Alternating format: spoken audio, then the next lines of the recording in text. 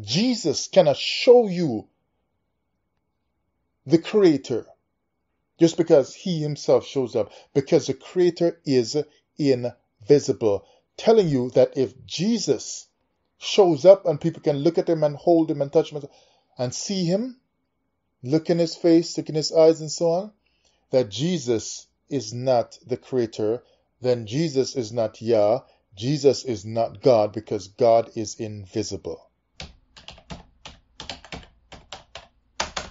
Shabbat Shalom, everyone. This is Yalak again with another lesson in the New Testament is Fake series.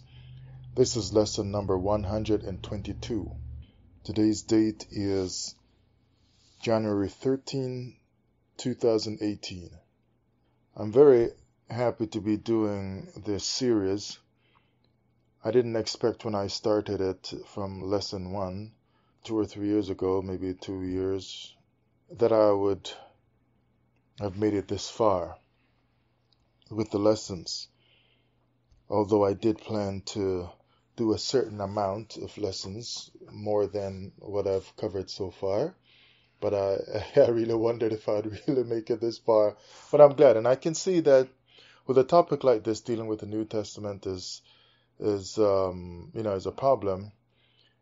It seems to be a real strong issue. For a little while, of course I knew many others were teaching about this Calvary Messiah before I started as well myself. But for a little while I kind of thought maybe I was overdoing it and so on. I've long since changed. After the first 20 or 30 lessons, I changed on that because I realized that you're supposed to just teach the Torah repeatedly. And maybe I don't know many other things about the Torah because, I've been in the Christian church for most of my life, but I'm learning as I go. And it's funny that the more things that I'm learning about the Torah is coming from me digging in and searching out this topic of the New Testament being fake or this Calvary Messiah being fake in terms of him dying for your sins and being the Son of God that was in heaven before everything else was created and was sent to earth to die for sins and so on. But in searching to expose all of that, I'm having to learn more things about the Torah.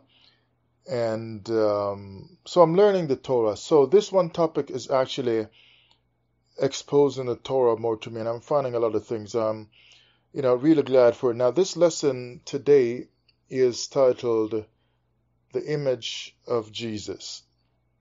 And this is going to be a lesson that I'm going to do later on. Of course, not repeating the same points necessarily, but I want to talk more about the image in, another video down the road in the series, dealing with image right here as it relates to this Calvary Messiah.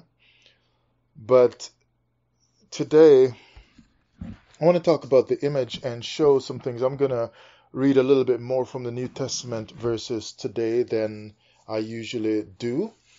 Oftentimes I just mention them and occasionally I'll read from them. I'm going to read some stuff today just to show up the New Testament some more and expose it in light of the Torah.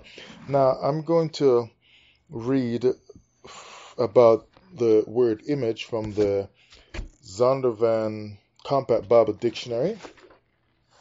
And as I looked into this dictionary, it's interesting what I found, and I'm going to really show you here how this Jesus being the image of God is just a big joke. It's silly. But anyway, in Zondervan Dictionary here, I looked up the word image, and as soon as I looked up the word image, it says see idolatry. So it doesn't go into it right there. It tells you see idolatry. Now, before I deal with that, I'll just flip over to the page on page 240, and it says image of God. Now this is what this Calvary Messiah capitalized on. But it says here, image of God. Two fundamental truths about man taught in Scripture are that he is created by God and that God made him in his own image. The passages in which it is expressly stated that man is made in God's image are Genesis 1:26 and 27, and they gave a few others here, from 1 Corinthians, Ephesians, and so on. I don't really need those right now. So the scriptures, however, they're saying, do not specifically describe the nature of the image. Consequently, the theologians differ in their views regarding it. So the scriptures don't tell exactly what the image is what they're saying.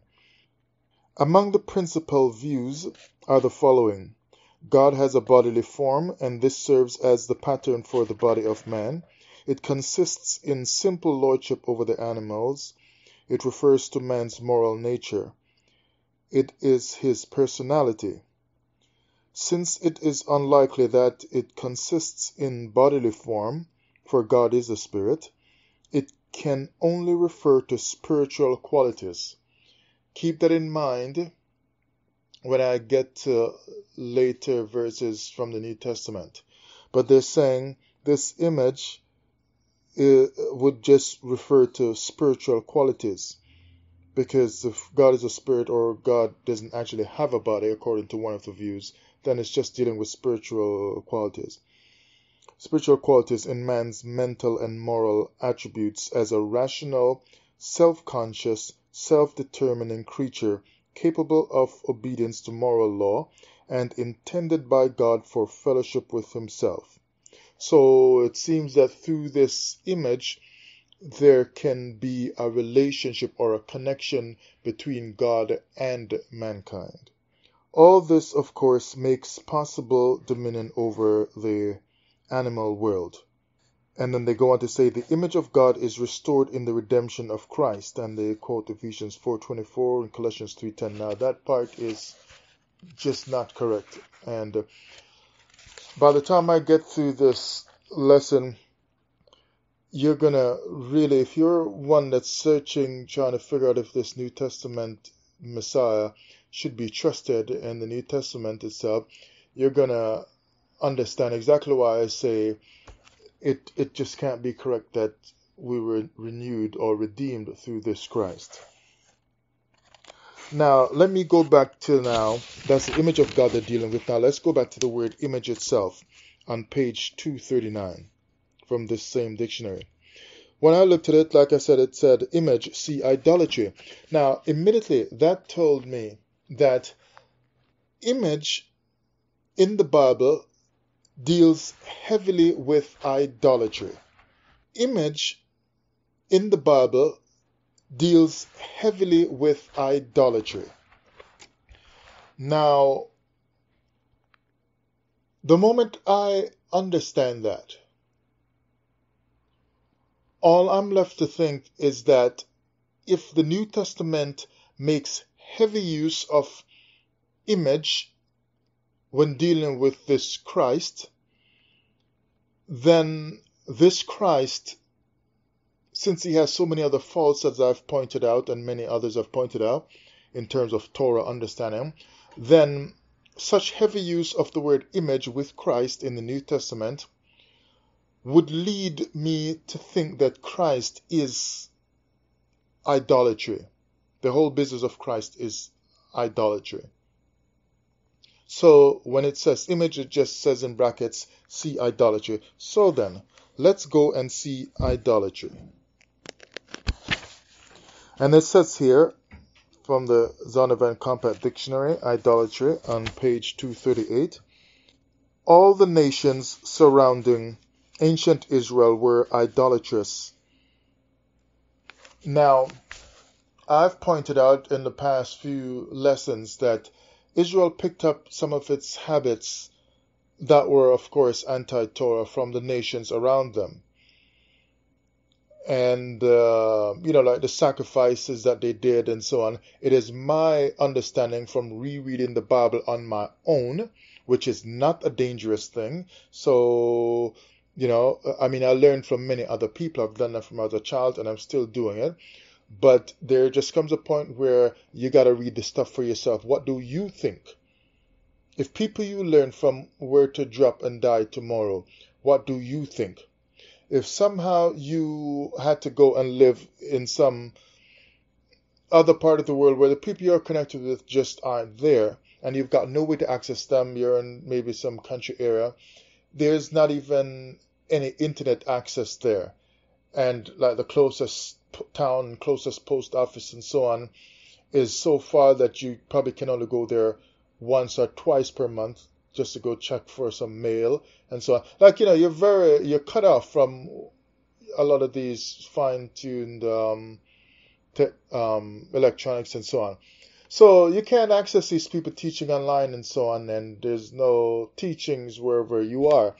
So you would have to, if you are interested in learning about the Creator and you've got a Bible, you're going to search him out yourself by reading it for yourself. So that's not a bad thing. It is good. So many of us are learning from others. We don't take the time to investigate, quote unquote, God for ourselves. Someone else does the investigation and the learning for us, and they come and they teach us on Sabbath what they know, or on Sunday, and that becomes our learning. You must investigate. The whole business of quote unquote God or the Creator is way too great, way too important to never dig in and study it yourself as if you need to take an exam. You must search out in a way where all you have been taught is just not enough. I don't care how great your teacher is, how well studied, how many years they've learned their stuff, and how much you trust them. You must make finding the Creator a personal importance. So Israel, they had all these nations around them that were idolatrous, although their idolatry assumed different forms.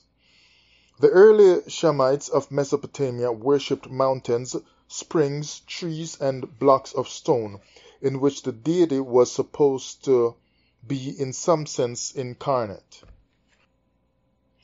Now, without looking more into a Bible dictionary, so just from a regular dictionary, online, like I'm reading here from Merriam-Webster and dictionary.com, and they're saying incarnate, invested with bodily and especially human nature and form, made manifest or comprehensible. And from dictionary.com, embodied in flesh, given a bodily, especially a human form, devil incarnate, and they go on. So if they're saying now these idols from the nations around them were treated as being incarnate, why would you have to treat an idol that you're worshipping as being incarnate, or treat it as if it has bodily form, if it already has bodily form? Like, you wouldn't look at me and make some special effort to treat me as if I have bodily form, because I'm just another person like you. I'm a man. It's clear I've got bodily form.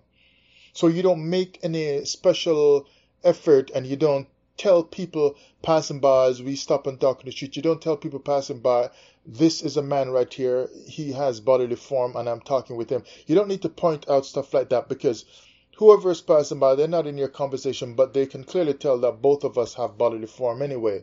So they're not. You don't have to make special attention and teach people things. But when it comes to idols, these ancient priests and kings and so on, coming up till today, in religious, with religious effort, have to teach in structured manners that these idols that they had set up for the people have a bodily form, or is incarnate in some kind of way. Why? Because the gods were made up, like the scriptures say. The Most High says people are making these gods themselves. They form and they fashion stuff. Why? They're trying to give some kind of bodily or substance or hard kind of form, some visibility to something that has no visibility because that god or idol that they made was just a concept in the mind and never existed. So if someone looks at a rock, like some of these people around Israel back in the day were worshiping rocks, as they said here, but they believed that the god was living inside the rock. That was just a thought that the person had in their mind. So they go and they chip the rock in a certain way, to make it look like a man or an animal or whatever they want it to look like. That figure or image they had in their mind, and they chipped it according to the image that was in their mind. So the image in the mind was never seen by them as a real, tangible image in the world that one could just reach out their hand and touch. So they took the image from their mind and expressed it with a chisel, hammer, and stuff like that, and made it so that they can now handle it and other people can handle it and see it as well, because no one can see the image of your God in your rock that you conceptualize. So in order to get people around you in your village to see it and to worship it, you have to make them be able to see it, because as long as it's only in your mind, they cannot connect with it the way you are. So they give form or visibility to that which is invisible because it's only an image or a concept in the mind. It is imagination. That's what this whole Jesus thing is about. But let's go on here. So it continues to say, they worship mountains, springs, trees, blocks of stone, in which the deity was supposed to be, in some sense, incarnate, as in Judges 6:25 and so on. I won't read that. The religion of the Egyptians centered mostly about the veneration of the sun and of the Nile as sources of life. They also had a number of sacred animals, the bull, cow, cat, baboon, crocodile, etc. Some of the deities had human bodies and animal heads. And sometimes you see these deities, like with the mixed bodies, like they're saying here. Again, it's what people thought, and so they made that and forced the people to worship it, right? And they taught the people to worship it and so on. And they taught the people about the meanings for these things. And so the people would just fall on and worship. I mean, if you want to eat, you're going to have to worship it anyway back in those days. Or if you want a job, you're going to have to worship it and so on. Or if you don't want to be sacrificed to yourself, you're going to have to worship it. Because they're just going to make you. That's how it was, right? They forced you. So people, when you see all these ancient nations worshiping these idols, it's not like everybody just wanted to do this. People could say, this just don't make any sense, but you can only hit out so far until the king decides to get rid of you. So when you have the head of this, the cow of that, the ears of this, the feet of that, and so on, it's something that people, they're building in different qualities and capabilities into the God by the things they think in their mind, and so they made it up like that. But people never saw such a creature for real. So because there is no such creature, they just made it out of stones and bricks, wood and so on, right? So it's all made up. This is the same thing we're dealing with the Christ from the New Testament. He was made up. Okay, so they had all these different stuff in these nations around them with these images that they made. The Israelites, on succeeding to the land, were commanded to destroy these idols. The first clear case of idolatry in the Bible is the account of Rachel's stealing her father's teraphim, which were images of household gods in Genesis 31:19. That's in my notes to read, so I probably will just skip it since I'm mentioning it here. Maybe not. We'll see. They were used in Babylonia. Second commandment forbidding man to make and bow down to images of any kind was directed against idolatry. And it goes on with the book of Judges and so on. Now, I'll leave some of this that they're talking about here for when I do the other lesson on images later on. I don't know when, could be next month, could be in a few months, who knows when.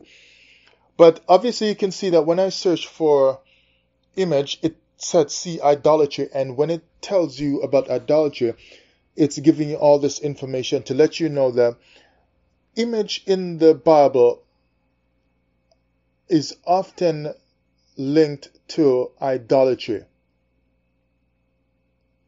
Often linked to idolatry, just image on its own.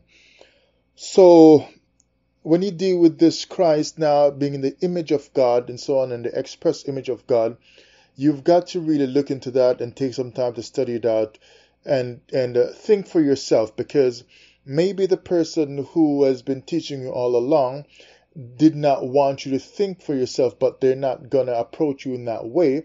They make it sound like they are helping you to learn. But you must stop and think for yourself. Now, okay, so now I'll run to book of Revelations. Revelation chapter 13, verse 14 to 15. And deceiveth them that dwell on the earth by the means of those miracles which he had power to do in the sight of the beast, saying to them that dwell on the earth, that they should make an image to the beast. And remember, image in the time of Daniel and Nebuchadnezzar and all that. So here again, in Revelations, it's talking about image to the beast, which had the wound by a sword and did live. So they want you to make an image. It's the same old thing from ancient times, an image to worship, because they're trying to take you away from the Creator and trying to enslave you in your mind by spiritual bondage. So you are hooked in your spirit, might I say, toward worshiping an image that you should have power over, because it's just somebody like you who made it. So something that you have the power to make with your own hands and the power to destroy, you are being a slave to it spiritually and mentally. And then that translates to you being a slave to it in every other way, because once you are taken over by the worship of a god, whoever runs that god, that idol, is going to control you and your whole people, your whole land.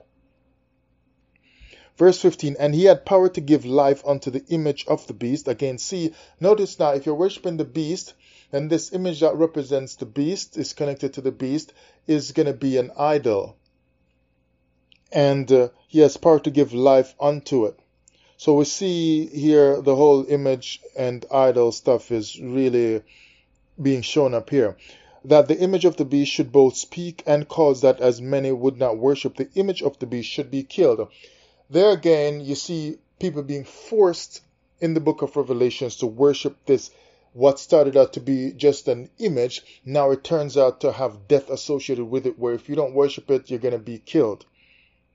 All right? So you're being forced to worship what seemed to be just a simple, non-threatening image. Now it turns out to be something that's very threatening. Deuteronomy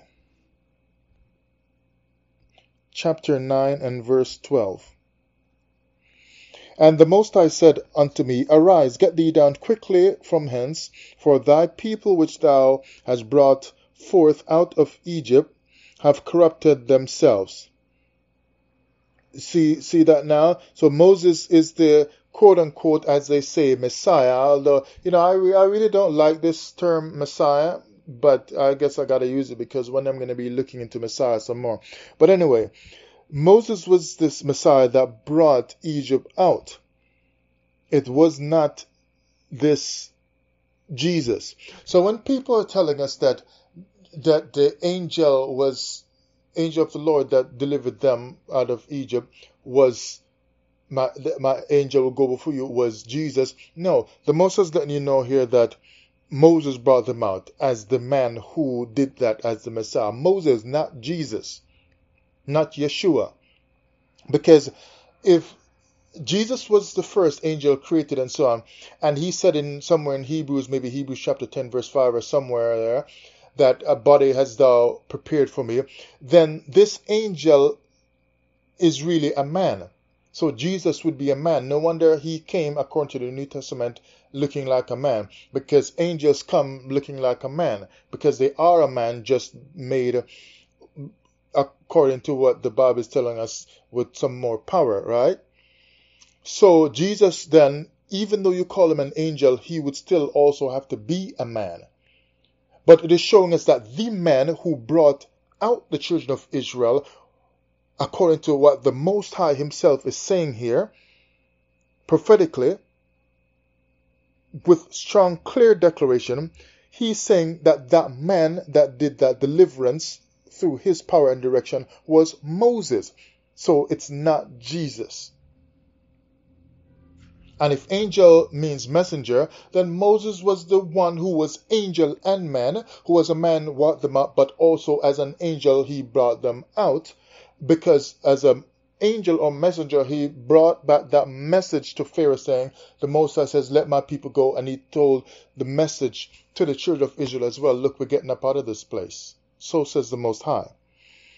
So the people which has brought forth out of Egypt have corrupted themselves. They are quickly turned aside out of the way which I commanded them. They have made them a molten image. Notice when corruption comes in, when an image is mentioned. They might have been bickering and complaining before and whatever, but as soon as some kind of image comes into the picture, all of a sudden the word corruption creeps in. Run over now to Isaiah chapter 17 and verse 8.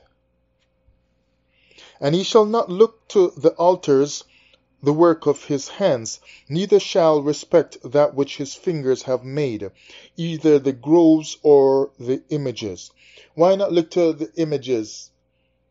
Because images are usually connected to idolatry, and you shouldn't be trusting in that.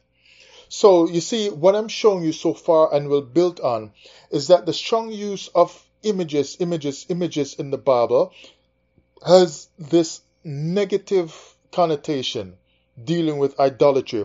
So for Jesus and his apostles and the New Testament itself to be making such heavy connection between Jesus and image, trying to talk about he's the express image of God, why is he building up an image so much to have his credibility?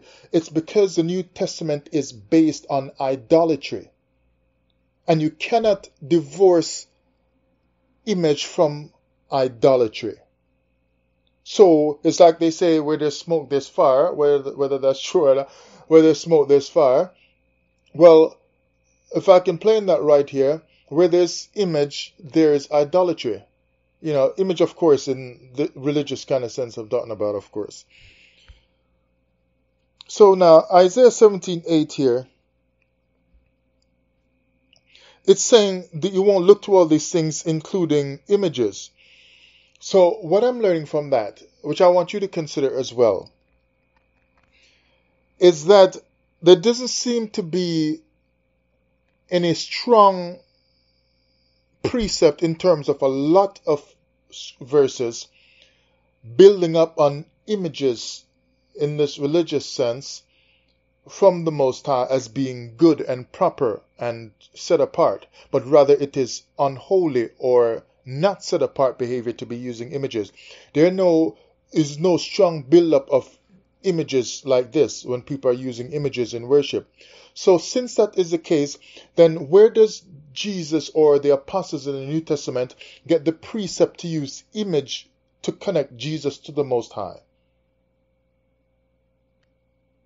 You see what I'm saying? If image has a precept of being evil in the Old Testament, in this worshiping kind of sense I'm saying, or representing a God, then why is the New Testament capitalizing on the word image so much to talk about the identity of this Calvary Messiah? So it's a real trick. New Testament verses. Now I'm going to go through some New Testament verses from the book of Matthew. Okay, Mark 12:16 is what I'm looking for. Okay, let's look at Mark chapter 12, verse 16. And they brought it, and he saith unto them, Whose is this image and superscription? And they said unto him, Caesar's. So he can use this image right here to communicate to the people, because once they saw the image, they could tell who is behind this image, or who is represented by the image, who is being spoken of. Sure, well, if it's Caesar's image, then it's Caesar, so the image represents the person. When you say Jesus is the image of God, or the express image of God, he then represents God. Is that what the New Testament is saying? Because the image is supposed to look just like Caesar, so you can tell this is him. Because if it looked like some other guy from, Africa, you're going to be like, no, well, I don't know who it is, but it's not Caesar. Because in order for them to say Caesar, it would have to look like Caesar. That's the general idea. You look at even your money today and so on. So Jesus would have to look like the Most High. Now, you see, there are a couple problems with that. I'll mention one here. If Jesus is the express image of God, in what sense is he the express image? Because if he looks like God, in that his image, when you look on him, if you were to be there 2,000 years ago, although I don't think he actually was a real man that lived, but if you were to see him, is he in the image of God because he physically looks like the Creator? Or is it just talking about spiritual stuff? Because as I'm looking at the image here, the way Jesus understood it and the people that he was talking to, so the people who lived in his time, they understood the image of someone to identify someone that it is representing because it looked just like the person. So if Jesus is the image of God so that when you see him you can tell he is of God, in what sense are we really supposed to appreciate that? Because even if you say to me, yeah, he looks just like God, then is God a man? And then somebody might say, well, God is not a man, you should not lie, stuff like that. But the thing is, if he is someone who looks just like his Father, just like the Creator, how can we verify that? How can we tell that? We've never seen God. So we can't verify that he is really. You see, the whole business of the Creator is such a big thing that everything in life cruxes on who this Creator is and what he says and what he wants done and his will and so on. That's why there's a lot of big fights from time immemorial, you might say, up until now. That's fighting wars on the earth and so on, subjugating other people and so on. So if he is the image of God, we cannot prove that because we've never seen God to say, okay, well, we can compare you and God. Yeah, you both look alike, so okay, you are his image. Because somebody can look at the coin and see Caesar's picture and say, okay, we see Caesar as well, so yeah, we know this is his coin because that's just how he looks. Anyway, let's get off that. Acts chapter 19, verse 35. Just time the teaching here, so this teaching is going to make you think a little bit more, right? Acts 19, verse 35. And when the town clerk had appeased the people, he said, Ye men of Ephesus, what man is there that knoweth not how that the city of the Ephesians is a worshipper of the great goddess Diana, and of the image which fell down from Jupiter? Again, we're seeing image connected, even in the New Testament, with idols as well. So the image of Jupiter fell, that image connected with Jupiter. So image is something physical used to represent thought, teachings of, and physical presence or reality of the being. that's being, talked about or represented. Romans chapter 1, verse 23. And they changed the glory of the uncorruptible God into an image made like to corruptible man.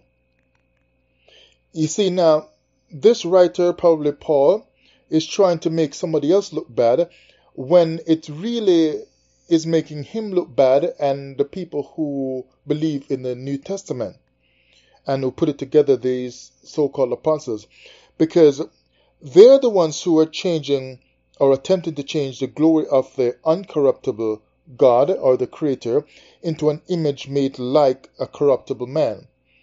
Because they're telling us that Jesus is the express image of God. Well, Jesus is a man, and he said, bodies are prepared for me, so he is a man. And if he says he is God himself or the image of God, then what the New Testament is telling us is that they in the New Testament have attempted to change the glory of the uncorruptible Creator into the image of a corruptible man like Christ who could die on a cross.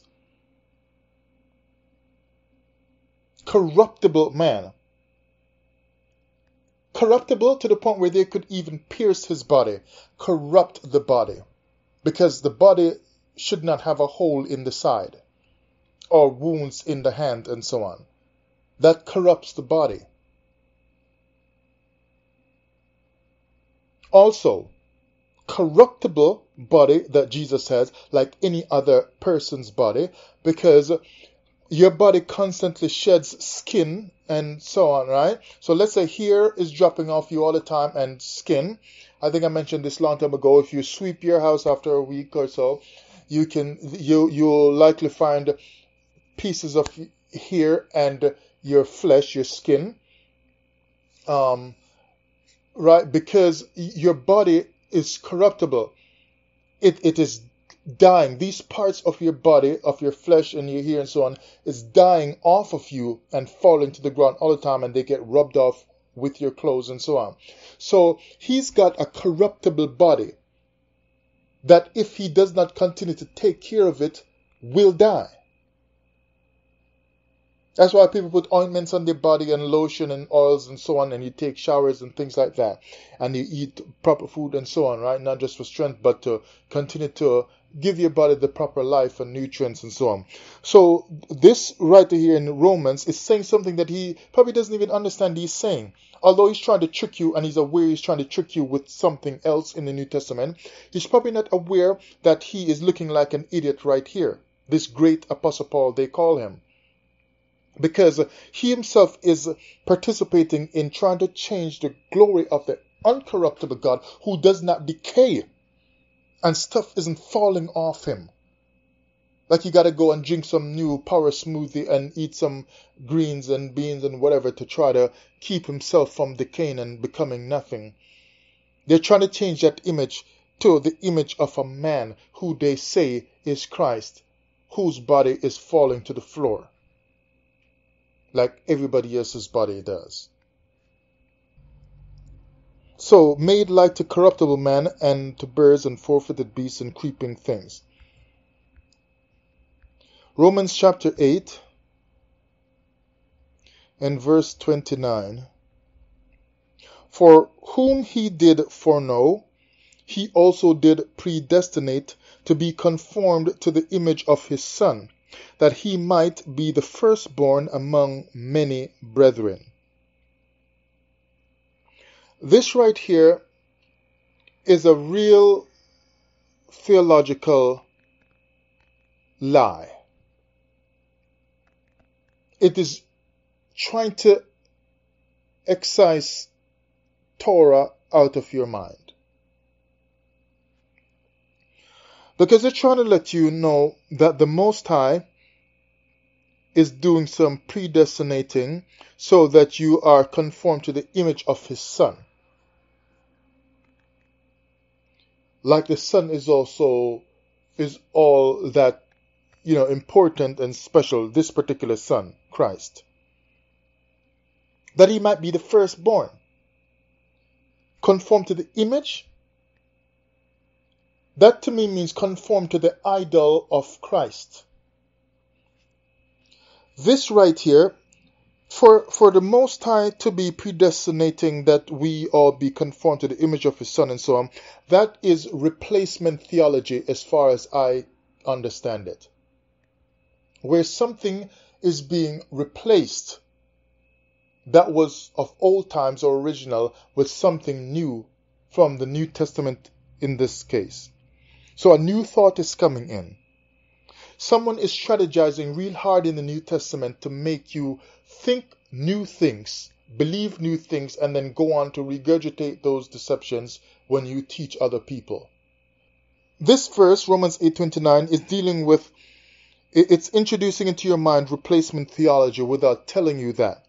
As the word conform makes this Jesus Christ a new standard, which gets rid of whatever was in the Torah. Conforms to the image of His Son means that whatever you were conforming to in the Torah, this is a new conforming that's going on, and it's going to be to the image of His Son. So that, and you see the problem why I say replacement theology, because people like Noah and Abraham and so on did not conform to the image of some Jesus. They did not do that. So if they are not doing that, then new people from the New Testament after this Christ supposedly died are then having new standards. It's like they've got new things that they got to live by, as would be shown from the teachings in the epistles that come later in the New Testament after the Gospels. These earlier peoples in the scriptures had no way to conform to the image of His Son by His teachings that came out of Him and His apostles, because they were not privy to such teachings. So they spent all their time setting up foundational things and never had the chance to conform to the truth. That's what it sounds like, and that's garbage. So this new standard in the New Testament would make JC the first in line or firstborn of that standard, because it says to be conformed to the image of His Son, that He might be the firstborn. So it's making a new standard of this firstborn son, or a first place person, when really the first place person should have been Adam, because the scriptures say that it was Adam that was made in the image. And male and female, it goes on to say, made him. But Adam was made in the image of God. So then Adam would have been the firstborn, so to speak. So if you're dealing with anything spiritual, Adam would have had the first connection among man with the Creator. So Adam was the original firstborn. Do you not understand why I say Romans 8 verse 29 has introduced to the mind replacement theology? Because it is replacing the firstborn, might I say Adam, with another new firstborn. How can you come later on and be firstborn when someone else was there before you? And you say, well, Adam wasn't actually born. Well, was Jesus born? Because don't you teach others that Jesus was the first spirit created, so He wasn't pushed out of a woman's womb? So in that sense, He still wasn't born, like you're telling me Adam wasn't born either. But we understand exactly what's happening here, is that it is still a replacement theology kind of thing that's going on. So Adam then would have been the real firstborn that this Jesus from the New Testament is displacing. Or if you want to say firstborn, then with Israel, you might choose Adam or Abraham or so, right? One of these guys. In any case, whoever you choose to start from, whether it's Adam or Abraham, that person would have had a first place, not this Jesus. So how come Jesus is spoken of here as being the firstborn among many brethren? Look how many brethren lived before Him since Adam. You got Enoch and all of them, and like I said, Abraham, then you have Isaac, Jacob, all of them, and Noah. Like, how can he be the firstborn among many brethren when these great men of the Torah were born a long time and served the Most High properly and were blessed in their life for the things that they did with their obedience to the Most High to raise up the nation of Israel? They were all born a long time ago, a couple thousand years before Christ. But among many brethren, basically it means every brethren. Christ comes later and he takes that place. So this is garbage. Now you understand why people who hate these teachings from all of us who are teaching that something is wrong with the New Testament or with this Calvary salvation, you understand why they carry on the way they do, because there really is no proper Torah or biblical kind of way to strike this kind of thinking down. It is just in your face, plain, straight. You see what I'm saying? And it disturbs them. Romans chapter 11 and verse 4. But what saith the answer of God unto him? I have reserved to myself 7,000 men who have not bowed the knee to the image of Baal. Here again, dealing with Elijah, we are seeing that image again is linked to idolatry. So again, it's just another time of showing you that when you deal with the word image in the scriptures, there are just a lot of scriptures, both verses from the Old Testament and verses from the New Testament, that connect image with idols. So why is Jesus making use of the word image so heavily in the scriptures? Well, Jesus or his apostles. Like, why wouldn't he choose something else to connect him with the Most High? And of course, the New Testament shows that, yeah. But I mean, why bother use image so strongly when image in the scriptures, through the teachings of the prophets, show that image is usually connected with idolatry? You see, they planned the New Testament as well as they could, but there's just no way to get rid of truth. No way. So then the New Testament shows image to be a physical, visible deity or person, but the Creator cannot be seen. You can't see him. So if Jesus really is Yah or Elohim, he should not be physically visible, just like the Most High is not physically visible. And he should not be able to be manhandled on the Via Dolorosa, the road to Calvary. Because if he is the express image of God, he's supposed to express the way God expresses, or his Father. So you shouldn't be able to physically handle him.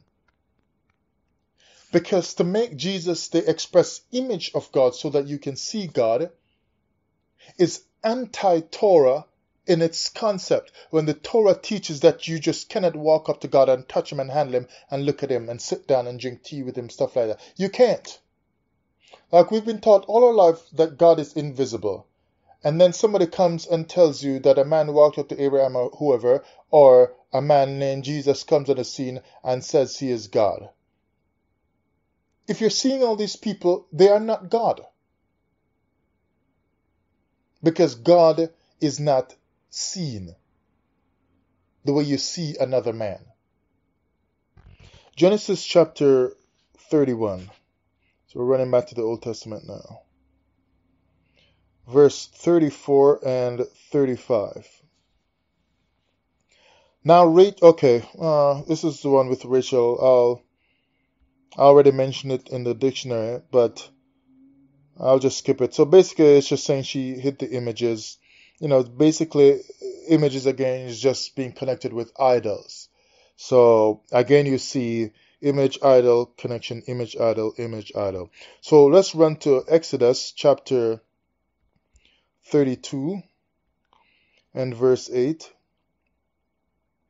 They have turned aside quickly out of the way which I commanded them.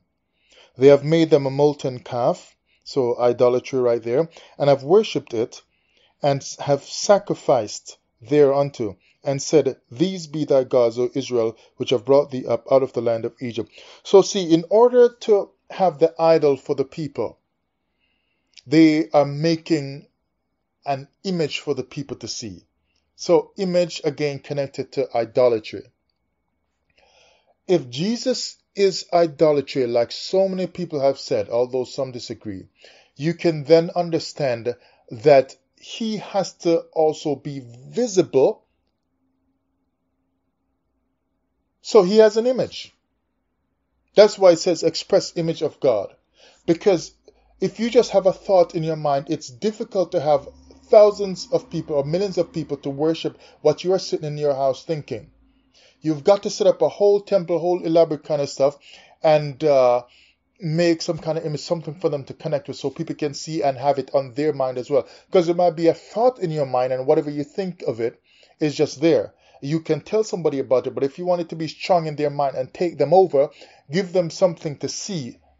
Give visibility, provide visibility so that it can burn in the people's minds and they can think and be drawn away in their thoughts and their lust in their mind toward that image.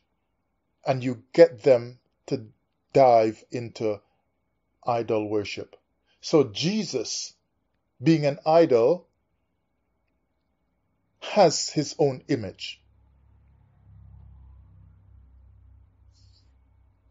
And people print that image today. Even though they've never seen him, they set up a printer and they print, because just that craze to just have something to represent him, I must print something. And nobody is printing any picture of the Creator. And they tell you he is Yah, Jesus is Yah, so they print his picture. But they're not walking around telling you and teaching you on Sunday and Saturday that this printed image, sometimes with a crown on his head, is the Creator. So if he's Yah, he's the Creator, where do you get a picture of the Creator to print if Jesus really is the Creator? If you can print a picture of the Creator, why are you not the richest person on earth, the most famous person on earth? So the people needed an image that draws them out of the way. Jesus, being the express image of God, draws people out of the way of the Torah. They're going a different path now. Because the Most High says, remember now, you did not see any similitude. You don't have an image of me that I gave to you. I provided you with no image of me when I talked with you, so that people can have that image to say, this is what God looks like, and so on. Can you imagine how haywire things would have gotten just with that image? If the Most High said, hey, this is what I look like, here you go. People, everybody would try to draw that and draw their own variations. Oh, well, it's been like 35 years now since we saw him, so maybe his hair is growing a little bit longer now, touching his shoulder now. Next thing you know, people will be like, oh, he's gray here now, he's this, is that, whatever. And everybody's trying to draw their own, just like you have your own different ideas of what this verse means and that interpretation and this interpretation. People be having all kinds of images about God everywhere. Same thing you have with how many different pictures of Jesus are out there. And that all breeds confusion, and it breeds a lot of arguments from people about what Jesus looked like. The Most High said, hey, you don't have no image of me. I never gave you one. You see how simple Torah is? Just simple, straightforward. I didn't give you any image. Case closed on that one. And then he goes on to say, don't worship any images. Don't worship any gods. See how simple, straightforward it is? But the New Testament has to go through all kinds of special contemplations to try to prove a New Testament image that was strung up on Calvary as an image before the people, burning in their minds, of the image of a Savior. What kind of Savior is that for the people standing, looking at a cross on Calvary, seeing death seizing a man's body?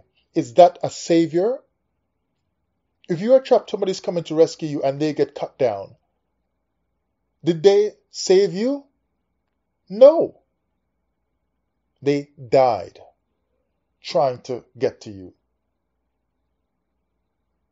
So the mind of the New Testament person is warped because that person did not save, he died.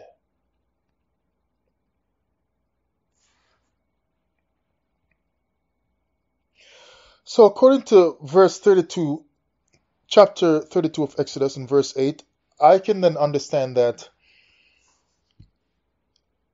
image religion is ancient. Because from way back then, the Most High is like, look, they're making golden calf, molten calf, and so on.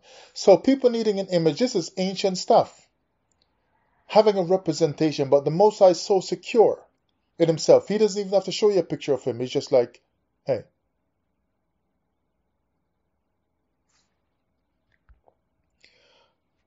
New Testament again from the book of Colossians, chapter 1 and verse 15. So of course it talked about this Jesus here. Who is the image of the invisible God, the firstborn of every creature? Look, if you give these arguments to your teacher, your more or your pastor, it will frustrate them. They will start to get upset with you if you keep pushing this kind of stuff. Because look at this, because they don't have any proper answer to this, because they've all got false doctrines on this topic if they're trying to prove this Jesus. It says he is the image of the invisible God, the firstborn of every creature. That was a lie, as I told you earlier in this recording. Firstborn among many brethren. That's garbage because Abraham was before him, Adam was before him, Adam was the first, whatever. So he's not no firstborn of every creature. But it's also saying he's the image of the invisible God.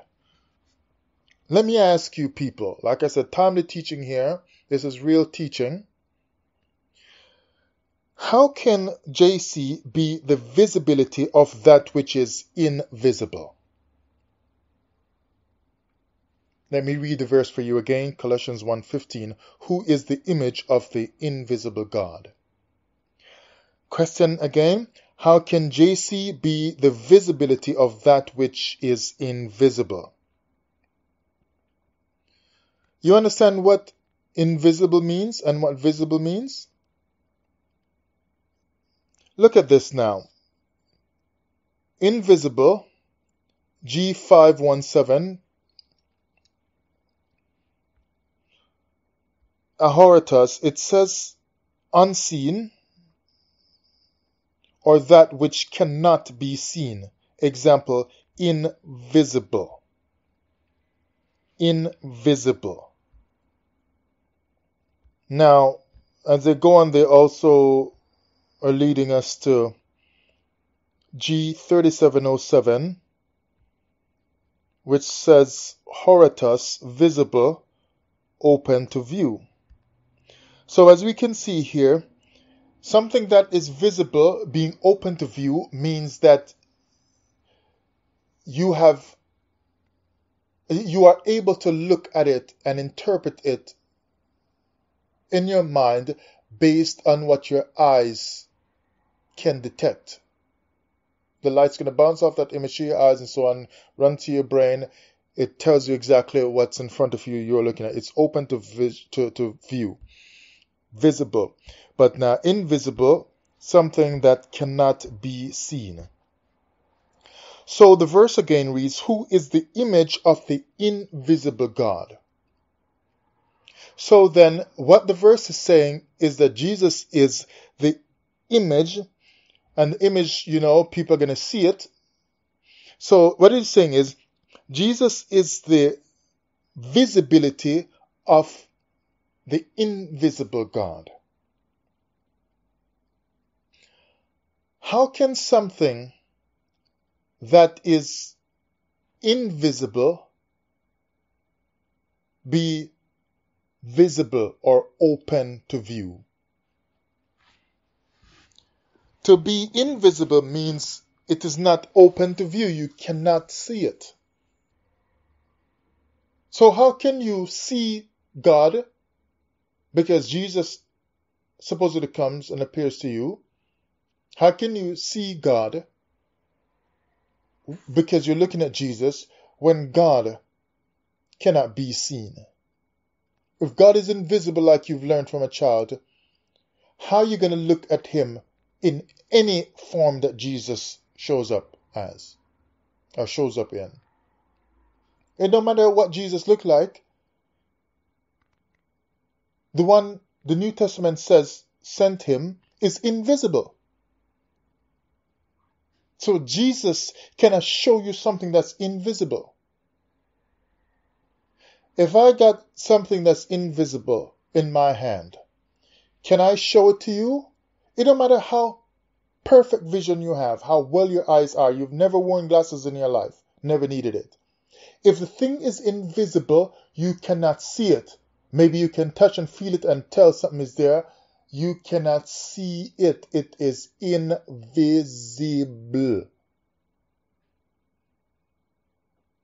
Jesus cannot show you the Creator just because he himself shows up, because the Creator is invisible. Telling you that if Jesus shows up and people can look at him and hold him and touch him and see him, look in his face, look in his eyes and so on, that Jesus is not the Creator, then Jesus is not Yah, Jesus is not God, because God is invisible. Jesus is not God because God is invisible.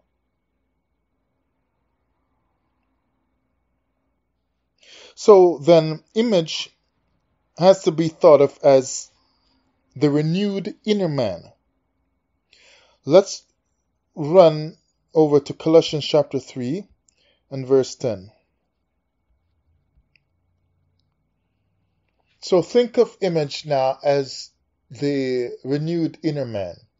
Because they're telling you Jesus is the image of God or the express image of God. And, it just doesn't seem to make enough sense. But look at what it says. And have put on the new man, which is renewed in knowledge after the image of him that created him. So see that new man? That's like the inner man that has returned to the Most High and is now functioning properly according to the Torah and so on. That which is renewed in knowledge. What kind of knowledge would there be in scriptures? The knowledge of the Torah. But we know the New Testament does not lead one to the Torah. The New Testament simply makes use of what's in the Torah to pull off these deceptions, like I pointed out already in Romans 8 verse 29, the replacement theology. That kind of replacement theology must make expert use of Old Testament or Torah concepts. So someone who knew the Torah very well can create replacement theology because you must know it very well in order to pull that off, although they're being exposed. So the inner man or image cannot be seen. So the inner man or image cannot be seen. So the inner man or image cannot be seen. Just like when it says Adam's created in the image of God. Whatever that means, because they said it wasn't properly defined in scripture. People have their different thoughts, but it seems to be something of some spiritual nature, some spiritual concept surrounding that. But it has to do with something that's inner that allows you to function in relation to the Creator and connect with Him and so on. And when that is functioning properly, that's like your inner person or your inner man, that inner part of you, or spiritual part of you, that's then functioning right according to the Torah. When that has broken down and then one returns to the Most High properly according to the Torah, then you can say now your inner man is renewed, or the image of God in you is renewed, or something like that. That can be the only way that you can get this image from the New Testament to really make sense. So to say that the image is the physical expression of Christ to the world, is the physical expression of God to the world, no, that's wrong. Christ could never be the physical expression of God to the world. But his teachings may have revealed something about the inner design of God, or the inner man. Because he did say some very fine things, and a lot of them were based on the Torah. Regrettably, the New Testament still goes on to using all of that to deceive and to pull one away from the Torah. So, this Calvary guy did not express God by being the image of God before you. He does not resemble him, doesn't look like him, nothing like that. He's not a copy of God, things like that, right? I'm trying to say he's not the Son of God that was on a throne in heaven for millions of years or however long and then came down here. Hebrews chapter 1, verse 3. Who being the brightness of his glory and the express image of his person, and upholding all things by the power of his word, when he had by himself purged our sins, sat down on the right hand of the majesty on high. Now when it says here, he is the express image, to me that just means the express image or idol or carving. That's what he was expressing or representing. Because for the New Testament to make him be in the place of God, by first subtly introducing him to you as being only the Son of God, then next thing you know, it slips in, he's the image of God, and then they give a more powerful expression to build it up. He is the express image of God. Next thing you know, you just come away from the New Testament saying he is God. So you see how they started subtly and then it just builds up, it grows to him taking over replacement theology. Now no one needs the Torah anymore, because God is in Christ, reconciled. God is in Christ, God is Christ, Christ is God, Jesus is God. You get it? Replacement theology.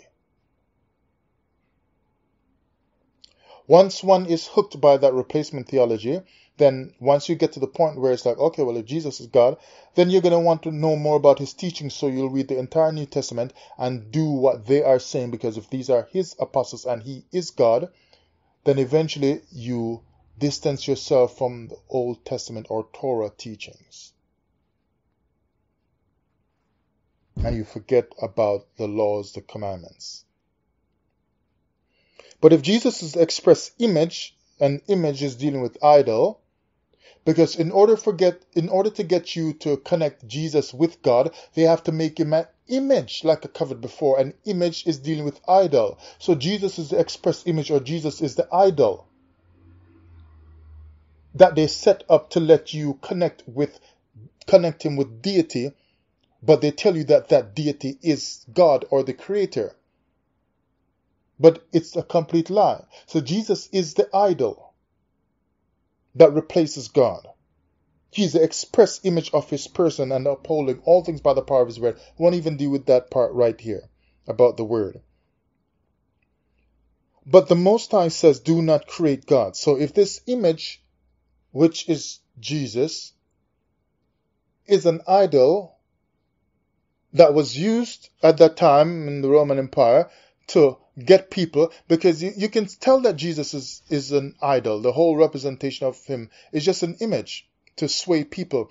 Because how can the Roman Empire release a book that I've told you so many times was not written by the Israelites, because no Israelite was running from the Romans, stopping, turning around to publish a book while the Romans are waiting outside the store or outside the printing press. Of course, we know press wasn't there. But, while the Romans are outside with a sword waiting for them to finish writing that to push the sword in their belly because they were being slaughtered.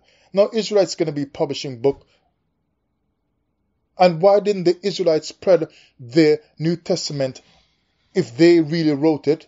Why would they not spread the New Testament all over Africa until the Romans got there? It's telling you it's a Roman creation, the Roman book, the Roman Jesus, the Roman everything. Roman New Testament. Africa, that Israelites ran to, did not get into this Christian Jesus knowledge and Jesus teachings until the Romans pushed it over there. And later on until Europeans brought it in a renewed manner over to different African lands. Then Africans started taking on this New Testament teaching of Jesus and started worshiping Jesus. Now they got, you see what I'm trying to say? So no Israelite made this New Testament. But was it made about them? Of course.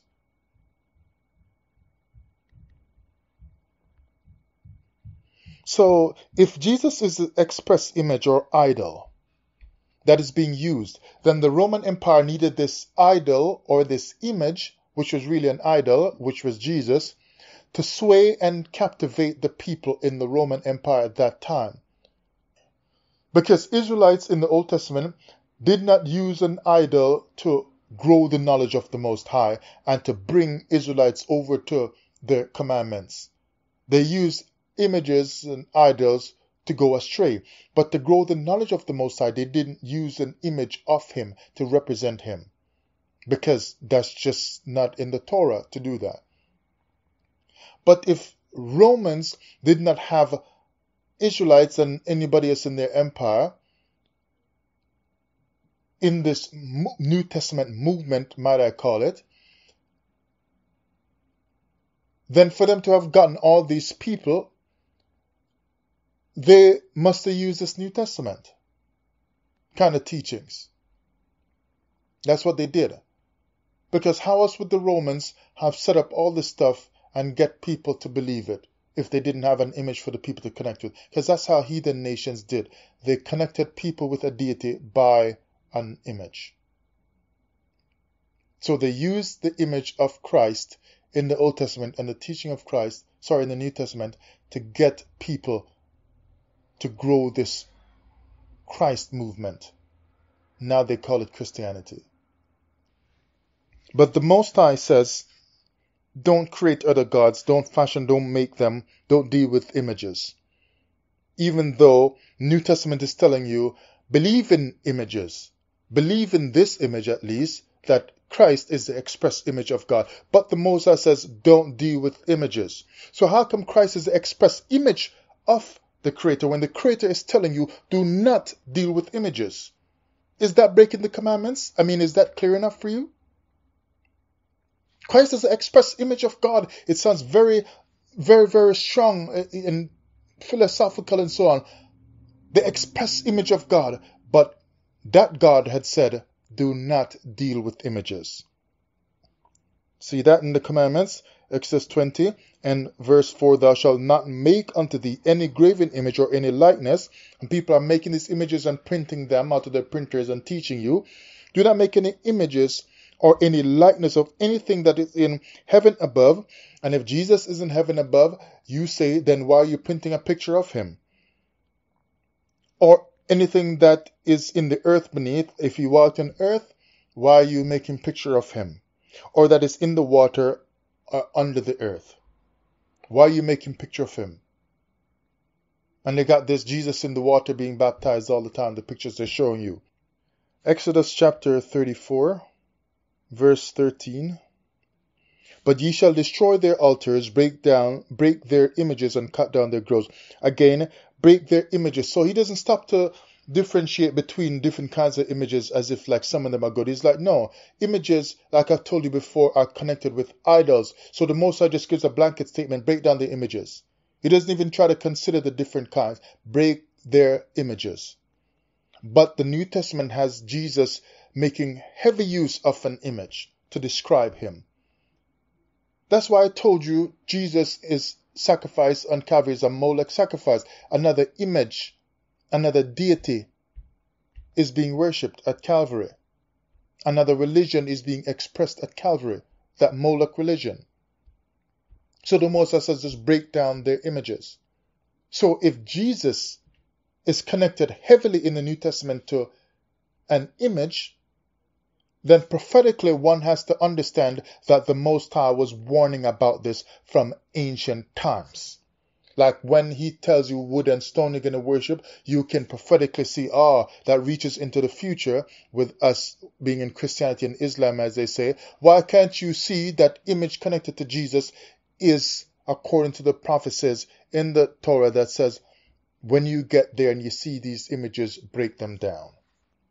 Do you need any clearer teaching than this to know that the people teaching about Jesus in a Hebrew camp or a Christian church are deceiving you? When will people wake up and choose the Creator instead of choosing money, instead of choosing fine cars, instead of choosing friends? You like that church, you like that camp, so you can't leave. All your friends are there, or you're committed. Your credit card is paying for the website, or whatever.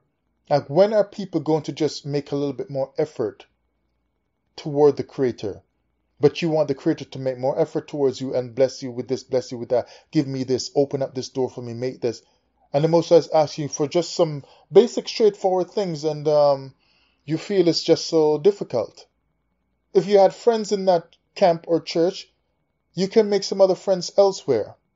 But I know in this Israelite stuff, because most of us aren't awake yet, although it's definitely growing, if you're going to lose those friends, you have to just simply accept that that's a part of the walk for you in your case, and use that time when you are alone now, cut off from certain people, for certain friends that you've had for years in your church that you left or your camp or whatever. Use that time constructively to learn and teach and grow yourself in the knowledge of the Torah. Maybe you'll begin to learn more things about the Torah that you were not able to learn because you were connected to that camp or that church. Because when you are alone like that, you're going to search and dig in more because you need the Most High more. People don't want to feel any pain in life. Don't you get the understanding from the Torah that people who go through a lot of pain eventually get a lot of gain? And they sure get a lot more knowledge, a lot more wisdom. Some of us don't want wisdom from the Most High. That's why we don't even study. We just want somebody to teach us, because you aren't looking for wisdom with the Most High. You're looking for wisdom with your teacher. You're trying to get, your teacher is your source of wisdom, not the Most High. That's why you don't study and dig in deep. Because your heart does not desire wisdom of the Most High. Your heart desires to be taught by your teacher or your more or your pastor. There's a difference. And so sometimes people confuse things, like I was saying in a recent, my last lesson, I think, or two. Israel misunderstood a lot of things. The Most High said A, and they said, he probably meant B. And so you're confusing things. You think that desiring the Most High is what you're doing because you're desiring your teacher's voice. You're desiring another lesson from your teacher. I wonder if somebody that uploaded that video, or the Moray's sick today, this week, or somebody's teaching well, and it's like you missed a teacher. I mean, no big deal with that, but it's like, if your heart really isn't desiring the Most High, shouldn't you be able to tell that it is your teacher you're desiring because he's skillful and he knows the Torah more? Then anyone can deceive you, because your heart does not desire the Most High. Your heart desires your teacher, the knowledge of your teacher. You have shortchanged yourself by replacing the knowledge of God with the knowledge of a teacher. But my people are destroyed for lack of knowledge. Notice that does not necessarily mean they don't have knowledge.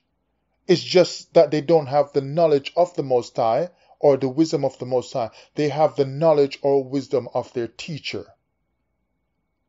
And to get the truth of the Most High, because the Most High is dealing with you from a heart that has turned toward Him and is expecting to learn of Him and searching for Him, is going to unlock a lot of wisdom inside of you and understanding.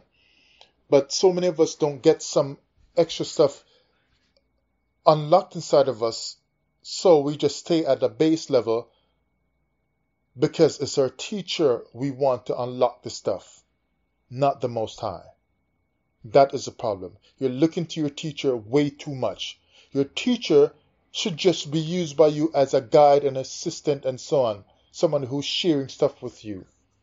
They should not be the end all and the be all of the knowledge that you seek. Seek the Most High and not seek your teacher. Deuteronomy chapter 4, verse 16. Lest ye corrupt yourselves and make you a graven image. Again, you see the image? Because image is connected with something negative in the scriptures, usually. You a graven image, the similitude of any figure, the likeness of male or female. Isn't Jesus being an express image of God a problem? Again, I ask you, is Jesus not in the likeness of a male? You told me he was an angel, a first angel. I'm telling you, he was a man, if he lived. But this image of Jesus, is he not in the likeness of a man? Because he came as a man. He was Mary's son, you told me, Joseph's son. You said he was a son of God, not the daughter of God. So isn't Jesus in the image of a man, in the likeness of a man? Well, the Torah is telling you that you should not have any graven image with the similitude of any figure, any, the likeness of male or female. And your teachers are still printing pictures to you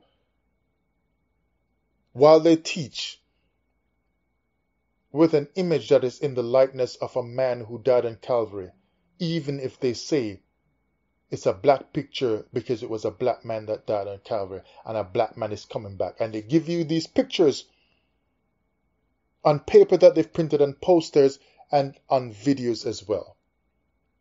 They give you these pictures on churches. Even in Bibles, these pictures are. The likeness of any figure, the likeness of male or female. So nothing is allowed right there. Verse 23.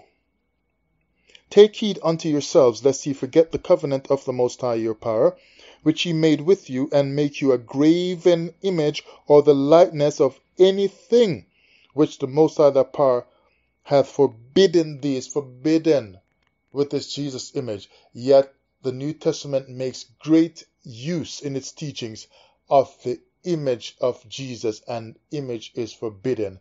And because the New Testament handles that as a free-for-all kind of area against the commandments, then people feel it is okay to go ahead and print because the New Testament convinced you. And some of the loudest teachers out there with the most boisterous kind of talking and teaching are hypocrites of the Torah. Hypocrites. Because they tell you that they're teaching you the law, teaching you the Torah, when the Torah itself forbids them from worshiping another God and using an image of a God. And they have the image right beside them while they're teaching, right in your face. And they actually, with their witchcraft and sorcery, point at the picture and tell you, the black man right here is your Savior and he's coming back. You got to get ready for him. They point to the image of their destruction and the image of their disobedience, the image of the hatred of the Creator's Torah, the hatred of his laws. They hate the Most High's laws. And notice the people who hate his laws are the ones who are at the forefront teaching his laws. And you wonder why Israel got sent into captivity. Verse 25, when thou shalt beget children and children's children, and ye shall have remained long in the land, and shall corrupt yourselves, and make a graven image. You see how much it's a threat that he's pushing this information a lot? And make a graven image or the likeness of anything. Anything, not just even a man, but even animals or trees or whatever, right? Anything, and shall do evil in the sight of the Most High thy power to provoke him to anger. He is telling you these images are evil that provoke him. The Most High was provoked in the New Testament world with all this image of Jesus, the express image, telling you that apostles given by the Most High through some so-called son Jesus are talking about an express image of God. When the Most High said, I don't express any similitude to you, I don't give you no image or picture of myself. And he's going to give you a picture of himself called Jesus Christ to tell you that he's the express image of me. 100% deception. Jesus, Yeshua, Calvary, all of that is not of the Most High. Deuteronomy chapter 5 and verse 8. Thou shalt not make thee any graven image or any likeness of anything that is in the heaven above or that is in the earth beneath. And so you see now that's in the commandments there. But you see how many times it's repeated in the Torah? Because it's very, very, very important. The Most High is making sure that if you're reading the Torah, you can't miss this. You cannot. But Israelites, you see, that's why they hooked us with Christianity from the start by just saying, just read from Matthew. Start at Matthew. And they just dip in selectively to the Old Testament every now and then to just pull out something. Because, they keep you hooked to the deception by telling you, start from Matthew. Because if they tell you start from Genesis, you're going to end up reading all that stuff. So by the time, as a Christian, for example, you've read the New Testament for so long, a couple of years, by the time you finally decide, you know what, I should actually read through the entire Bible myself at least once in my life. By the time you do that, Jesus is so much into your mind, New Testament is so much into your mind, you just gloss right over the commandments and you don't even understand what they're saying because New Testament turns off your mind. It's like it disengages certain things in your mind that would let certain words stand out in the Torah. That's why they had you read the New Testament. It performs witchcraft on your mind. Isaiah chapter 40, verse 18 and 25. To whom then will ye liken God? Or what likeness will ye compare unto him? Didn't I just read already that Jesus is the express image of God? So says the New Testament. In other words, he is the express likeness of God. But the commandments here from the prophet, as he received it from the Most High, is saying, to whom will you liken? Who is like him? Because if Isaiah knew of a son that was in heaven, he would have said, just his son in heaven, Jesus. Isaiah didn't know any such person. So how can the New Testament come and tell you that Jesus is the express image of God or that Jesus is the likeness of God? Meaning that Jesus can be compared to God. How can it tell you that? Because it is replacement theology. I should have just called this lesson replacement theology. It is clear here that Jesus is not in the likeness of God. Absolutely not. Verse 25. To whom then will ye liken me? So he's asking the question again. Or shall I be equal, saith the Holy One. But Jesus is like trying to get you to think that he's I am, that I am. He's trying to make himself equal. Talking about I and my Father are one. With the Most High here to the prophet is saying, nobody else can claim to be me. But the New Testament claims that about this Jesus. I'll wrap it up now with Isaiah 42 and then Hebrews chapter 10. So let's run over to Isaiah 42 verse 8 and verse 17. I am the Most High, that is my name, and my glory will I not give to another, neither my praise to graven images. Hear the images again. My glory will I not give.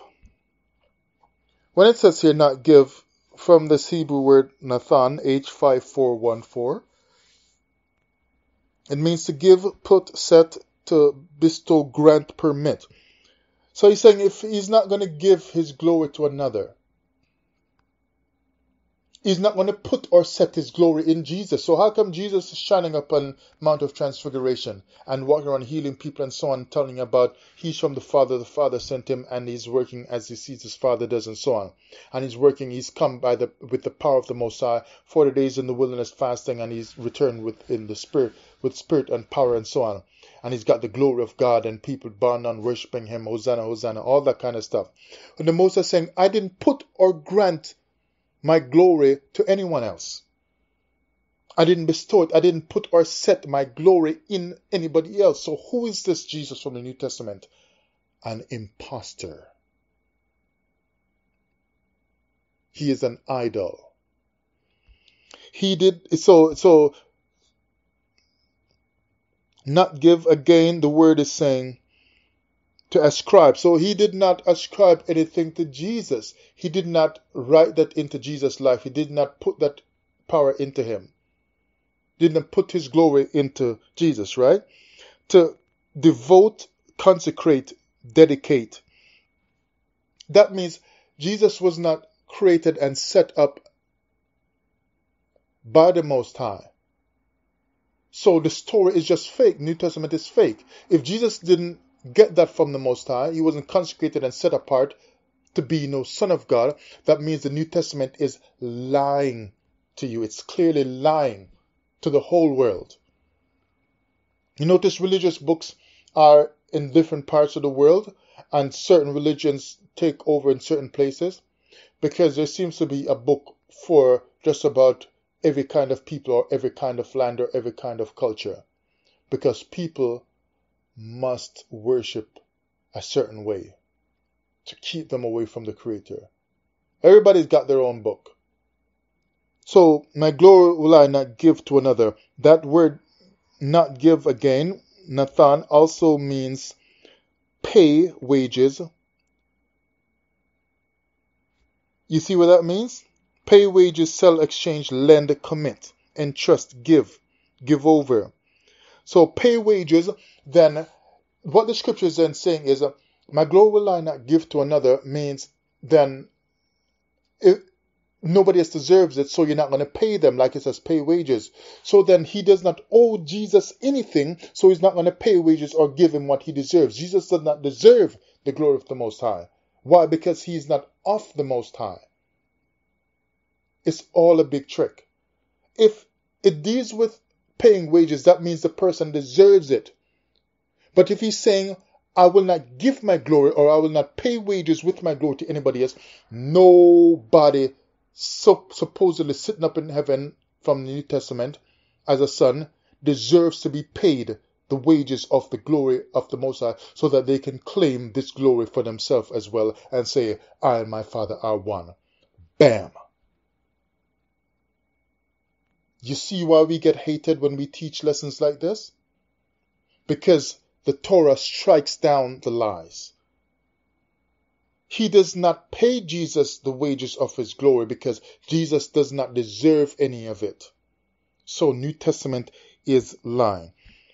So now, and it also sets a set on a point. So if he's not giving his glory, that means he's not setting it or he's not appointing it to Jesus. So Jesus is not appointed anything that deals with the Most High's glory. So New Testament is lying when it says he healed all these people and he did all these kinds of things, so that the world cannot contain all that would be written of him. My glory will I not give to another, neither my praise to graven images. That's the last thing the Most High would do when he strikes on idols so much and curses idols, and then he's going to turn around and give his praise to an idol. Verse 17. They shall be turned back, they shall be greatly ashamed that trust in graven images. All these people with their images of black Jesus and white Jesus teaching you, it says they shall be ashamed. And some of you who don't even know Torah well can hardly, you're struggling. You got to take 5 minutes just to find one verse, and they're spitting out 2 verses while you're looking for that. You are the ones who, when you just humbly try to follow the Torah the best you know how, and you're seeking the Most High with sincerity in your heart, you're the ones who are going to get the blessings in the end.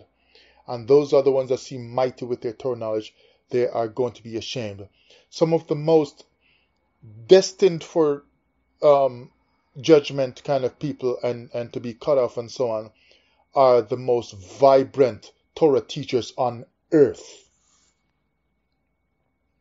You see how backwards this thing is? The most devilish kind of people on earth are the people with the most knowledge of the scriptures. The most. In fact, if they know the real original language of earth and what went on with Adam and so on, but they're hiding it from us, what that tells you is that they are so evil, but they have that knowledge that you don't know. And the rest of us are digging, trying to find out what that original language was. You see what I'm saying? So the people who are teaching you Torah and teaching you lies concerning it, those people are just out to lunch. So they'll be greatly ashamed that trust in graven images that say to molten images, ye are our gods, and you say Jesus is your God, black man. Black woman, Jesus is your God. Last one now, New Testament from book of Hebrews chapter 10 and verse 1. For the law having a shadow of good things to come, and not the very image of the things, can never with those sacrifices which they offered year by year continually make the comers thereunto perfect. Yet they tell you all along from you were a child that the sacrifices made them perfect in the way they taught it to you, by saying Israel was forgiven. Well, if Israel was forgiven, isn't Israel perfect? The moment you are clean, then you are perfect. Now you grow up, you realize, well, it never made them perfect. Anyway, if the law has a shadow of things to come, you see the problem now where the New Testament stumbles over its own self and has a lot of confusion. Because they'll tell you that that the law is like a schoolmaster leading to Christ, and when that which is to come comes, the old thing isn't needed, stuff like that. So the law is just a schoolmaster, so it's the first part of things, but Christ will come, what comes later on is the real thing. But it is important to understand that the schoolmaster cannot be ignored, because that which is to come, who's going to learn from the schoolmaster, cannot become what he needs to be if the schoolmaster was not important. So then the spirit of the schoolmaster is in the son, the heir, and the heir functions according to what the schoolmaster has deposited in him over the years. So the son is kind of like the embodiment of the schoolmaster in some kind of sense, as far as the knowledge and instruction and training and teaching goes. So what the schoolmaster has come cannot be relegated to where it is not needed or not respected anymore.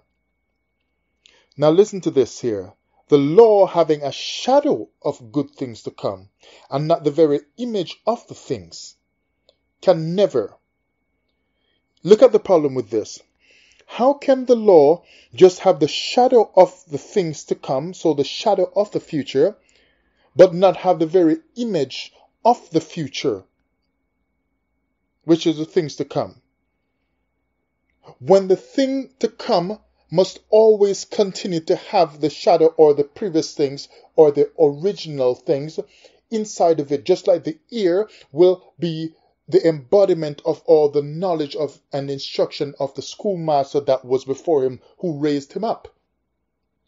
The ear is transformed and becomes that which he should become, and functions of the knowledge and upbringing of the schoolmaster. You watch those old-time kung fu movies, and the student learns, and then the master maybe dies. The student goes on now to get revenge, but he is fighting with all the knowledge that and expertise that he carries within him from his teacher. So in a sense, his teacher lives on through him, because his knowledge and his skill is inside his student. So when the next person is fighting now, where he's taking revenge, that person now who killed his master is in a sense fighting the student, but still fighting the teacher who taught him, because he might have somehow managed to kill the master, possibly because the master was much older now by that time, so he was able to best the master in that final fight of the master's life, and he killed the master. But because the son, the student now learns so much, it's kind of like now the man who killed his master is having a second fight with the master all over again, because now the master's skill is in the hands and the feet and the body and the mind of the student, who learned very well to fight like the master, and in a lot of cases improved on it. So the man now, who is the killer, is getting the second fight with the same master in a sense, because that which was in the master is still being expressed, it still lives on through the student. So if the law is not needed anymore and just has a shadow but it's gone, it's done away with because something new has come, that is deception. Because the law cannot just simply be the shadow and be no more when that which is to come has come. The law must still be in there because the law must be present in that which is to come, or that which is, when it finally comes, has no power because the power is inside the Torah. So if Jesus and the New Testament and the apostles and so on finally comes and they're all the image, or this Jesus is the image, then all that was there at the start must also be in this new image. So when the verse goes on to say, for the sacrifices offered year by year cannot continually make the comers thereunto perfect, that means that the old system could not make anybody perfect because it was just a shadow. It couldn't make anyone perfect. So now if the old system could not make anyone perfect, but the old thing lives through and powers the new thing, how can the new thing make anyone perfect? How can Jesus make anyone perfect with this sacrifice when the sacrifice is modeled after the old sacrifice that cannot make anyone perfect? So it does not have enough power from the Old Testament to make you perfect. So when it lives on through the newcomer now, in the New Testament, it can't make anyone perfect either, because the power in the New Testament is the power of the Old Testament. And if the power of the Old Testament is insufficient, it can't make anybody empowered in the New Testament. This New Testament is really strange. It's plain deception.